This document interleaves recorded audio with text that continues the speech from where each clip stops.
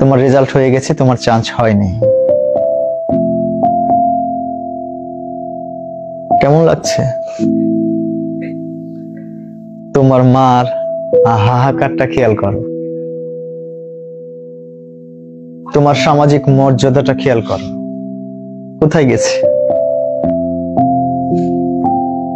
আরে তোমরা তো খুবই স্বাভাবিক, স্বাভাবিক থাকারই তো কথা। বাবা আমার ব্যাপারে কোনো ইমোশন আছে? থাকবে কেন? বাবা তো কখনো বুঝতেই দেয়নি,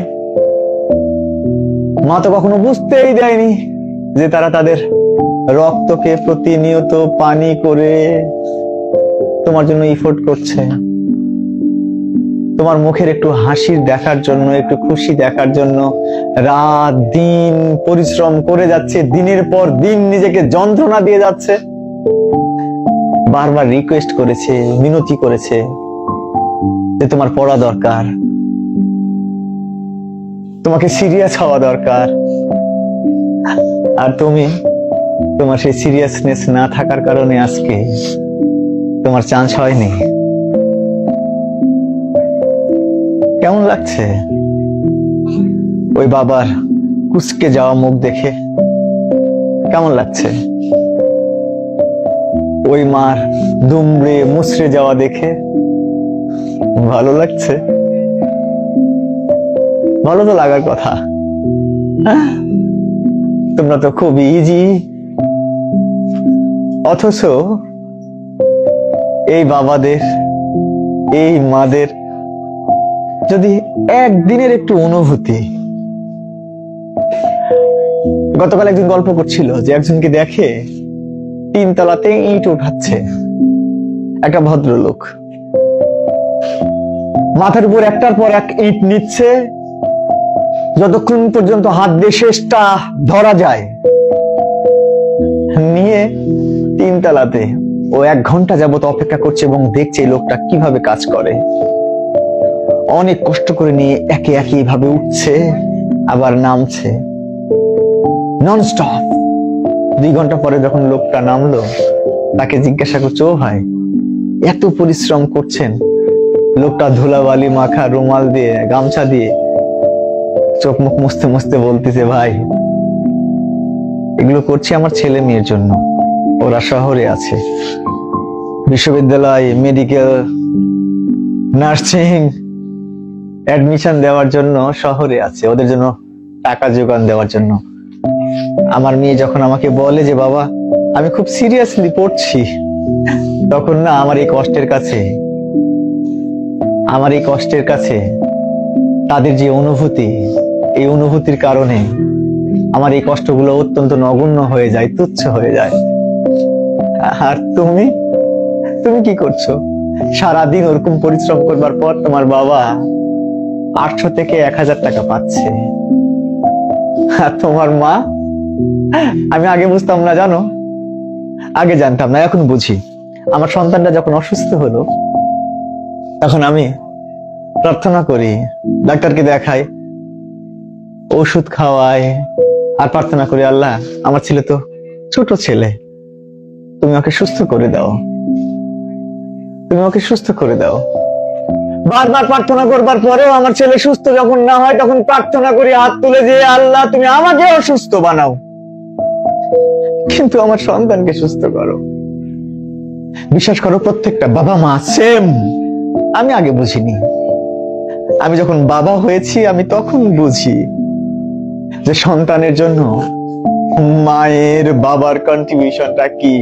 আমি দেখেছি আমার বউকেও একই রকম ভাবে প্রার্থনা করতে। তুমি হয়তো ভাবছো, তুমি হয়তো দেখছো তোমার মা এখন খুব অর্ডিনারি, কিচ্ছু করে না, কিন্তু রান্না তো করছে।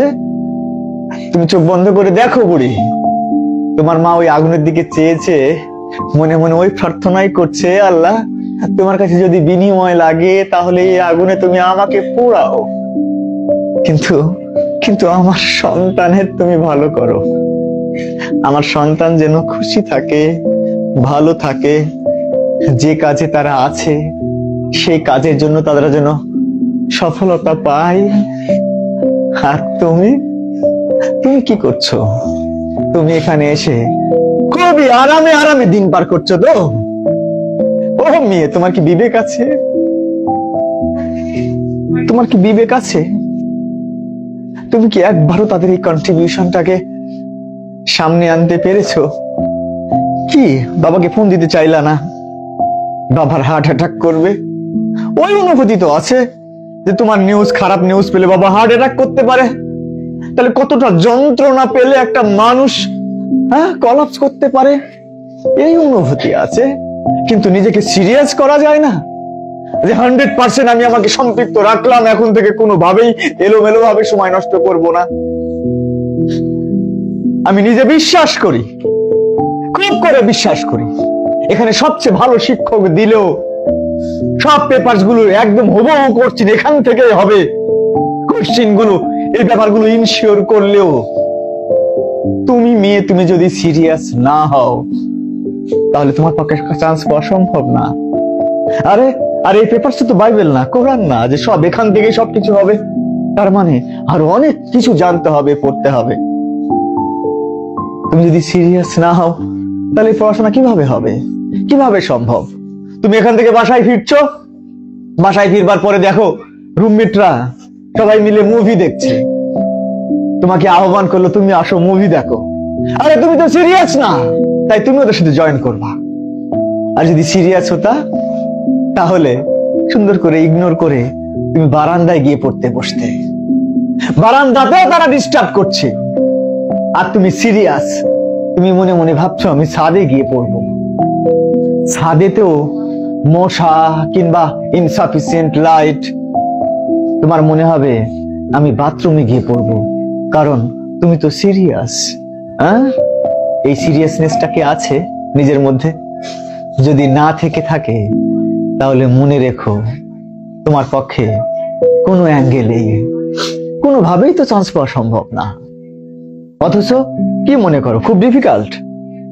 তোমাদেরই মেয়ে, আমাদের এই কোচিং এরই মেয়ে গত বছর